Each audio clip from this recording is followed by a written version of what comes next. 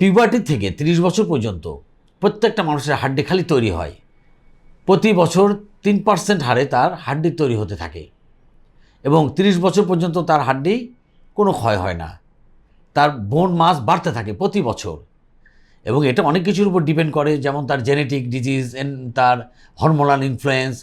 তার mechanical activities, environmental activities, এগুলো অনেক কিছু জিনিস আছে যার উপরে তার বোন মাস বাড়তে থাকে। এই জন্যে আমরা বলি যে এই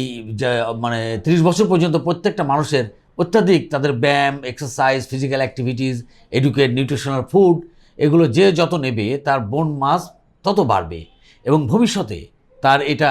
এই বোনটা যখন তার ইনহেভিটেবল স্টেজ, মানে যখন তার বোন ক্ষয় হতেই থাকবে, সেই সময় তার ক্ষয় হওয়ার পরিমাণটা অনেকটাই কমে যাবে। তো সেই জন্যে আমরা মনে করি যে 30 বছর পর্যন্ত আমরা যতটুকু পারি আমাদের বোন মাসটাকে আমরা বাড়িয়ে নেব।